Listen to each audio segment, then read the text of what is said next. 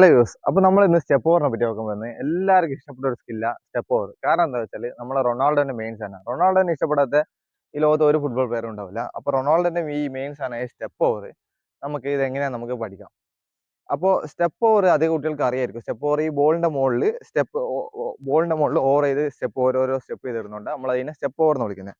അപ്പോൾ ഈ step over ചെയ്ത് ചില കുട്ടികൾക്ക് സ്റ്റെപ്പ് ഓവർ എന്താണെന്ന് അറിയില്ല. അത് ചെയ്ത് പഠിക്കണമെങ്കിൽ നമ്മൾ ബോൾ സിംഗിൾ വെച്ചിട്ട് നമ്മൾ കുറേ സമയം നമ്മൾ ഇത് തന്നെ ചെയ്ത് പഠിക്കണം.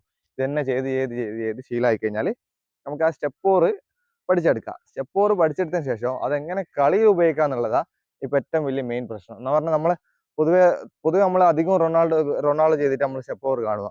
അപ്പോൾ അദ്ദേഹം കുറേ സ്റ്റെപ്പ് ഓവർ ചെയ്തിട്ട് പെട്ടെന്ന് മാറിപ്പോകാൻ അദ്ദേഹത്തിന് പറ്റും. അദ്ദേഹത്തിന് അതിൽ മാസ്റ്റർ ചെയ്തുകൊണ്ട് അദ്ദേഹത്തിന് പെട്ടെന്ന് മാറിപ്പോകാൻ പറ്റും. പക്ഷെ നമുക്കത് പറ്റുന്നില്ല. കാരണം എന്താ വെച്ചാൽ നമ്മൾ കുറേ സ്റ്റെപ്പ് ഓവർ ചെയ്യുന്നത് നമ്മൾ ചിലപ്പോൾ പെട്ടെന്ന് അതിൽ നിന്ന് മാറിപ്പോയാൽ ചിലപ്പോൾ ഡിഫൻഡറെ കൂട്ടിമുട്ടി പോകുന്നത്.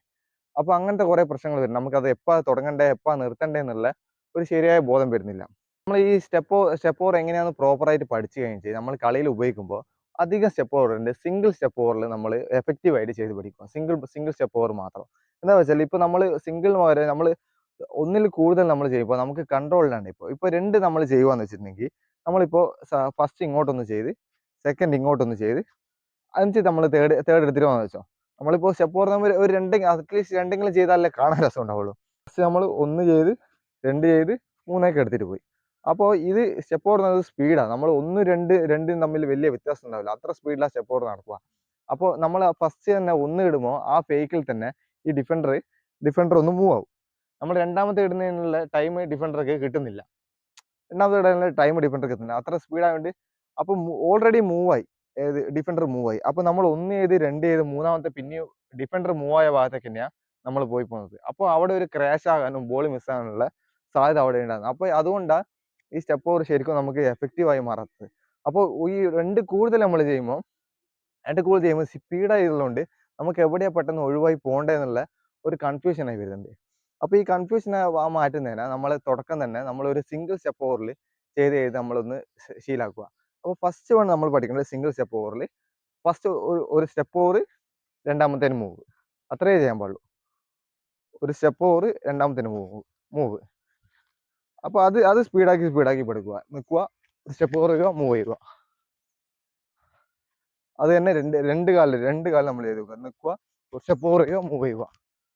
സ്പീഡിൽ ചെയ്ത് വെച്ചാൽ ആ ജസ്റ്റ് ഒരു ഫേക്ക് എന്തായാലും നമ്മളൊരു പോസ്റ്റിൻ്റെ അടുത്താണെങ്കിൽ ഡിഫൻഡർക്ക് എന്തായാലും ഒന്ന് ഫേക്ക് ആയി പോകും. ആ ഫേക്ക് ചെയ്യുന്ന ടൈം നമ്മൾ ബോൾ ചെയ്ത് മൂവ് ആയി പോകണം. അപ്പോൾ അത്രയും ഫാസ്റ്റ് വേണം സ്റ്റെപ്പ് ഓവർ നമ്മൾ വെറുതെ ഇങ്ങനെ കാലിട്ട് അയച്ച് കളിച്ചാൽ നമ്മളെ അടക്കം ഡിഫൻഡർ കൊണ്ടുപോകും. അപ്പോൾ ഈ ഫാസ്റ്റിൽ സിംഗിളിൽ മാത്രം നമ്മൾ എടുത്ത് വെച്ചിട്ടുണ്ടെങ്കിൽ ഏറ്റവും എഫക്റ്റീവ് ആയിട്ടുള്ള സ്റ്റെപ്പ് ഓവർ സ്കില്ല ഈ സിംഗിൾ സ്റ്റെപ്പിൽ ഒറ്റ സ്റ്റെപ്പ് ഓവറും ഒരു മൂവ്, ഓപ്പോസിറ്റ് സൈഡിൽ ഒരു മൂവ്. അപ്പോൾ ഇത് നിങ്ങൾ പഠിച്ചെടുത്ത് നിങ്ങൾ കളിച്ചുകൊണ്ടിരിക്കുന്നത് നിങ്ങൾക്ക് ചിലപ്പോൾ ഡിഫൻഡർ നിങ്ങളെ മനസ്സിലാക്കി എന്നാലും വെക്കാം. കുറേ ഉപയോഗിച്ച് കഴിഞ്ഞാൽ നിങ്ങളിപ്പോൾ ഒരേ സ്ഥലത്ത് ഒരേ പ്ലെയർ ഒപ്പം കളിക്കുന്നതാണെങ്കിൽ ചിലപ്പോൾ ഡിഫൻഡർ മനസ്സിലാക്കുക. അപ്പോൾ അതിൻ്റെ വേറൊരു വേർഷൻ, അത് നമ്മളെ റൊണാൾഡോൻ്റെ മെയിൻ സാധനം തന്നെയാണ്. വേറൊരു വേർഷനാ സിംഗിൾ സ്റ്റെപ്പ് ഓവറിൽ ഒരു ടാപ്പ്, ജസ്റ്റ് ഒരു സ്റ്റെപ്പ് ഓവർ അതേകാലം ടാപ്പായിട്ട് നമ്മൾ ഓപ്പോസിറ്റ് എടുത്ത് പോകുന്നു. ഇത് എഫക്റ്റീവ് ആയിരിക്കും എന്തുകൊണ്ടാണ് നമുക്ക് പറയാൻ പറ്റുക. നമ്മൾ ഓരോ സ്കില്ലും എന്തുകൊണ്ടാണ് എഫക്റ്റീവ്, എന്തുകൊണ്ടാണ് നമ്മൾ ലോജിക്കലായിട്ട് ചിന്തിച്ച് നോക്കണം.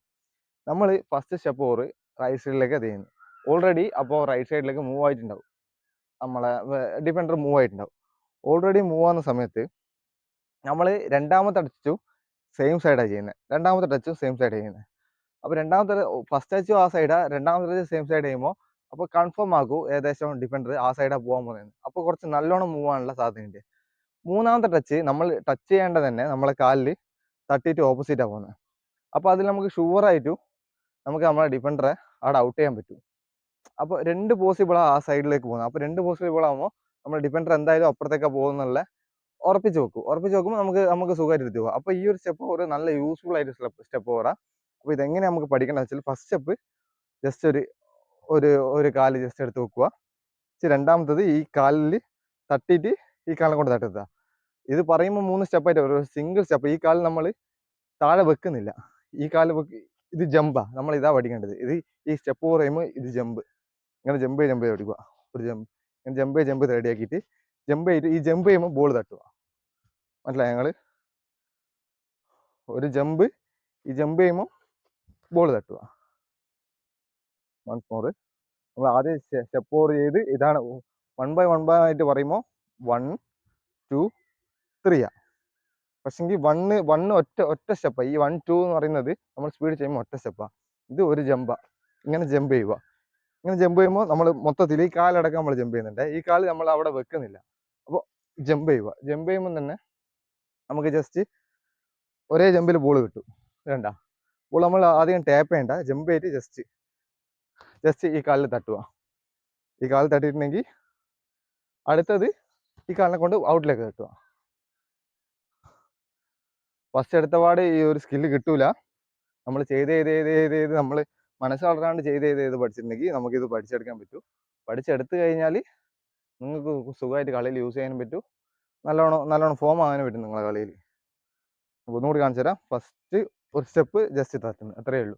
നമ്മൾ ജമ്പില്ല, ഈ കാല് സ്റ്റെപ്പ് ഓവർ ചെയ്തിട്ട് നമ്മൾ നിലത്ത് വെക്കുന്നില്ല. നിലത്ത് വെക്കാണ്ട് നമ്മൾ ചെയ്യുന്നതെന്ന് ചിന്തിക്കണം. ജസ്റ്റ് ഒരു ജമ്പ് തട്ടി അപ്പം തന്നെ മൂവായി പോയിക്കോളും. നമ്മളവിടെ നിന്ന് പോരും.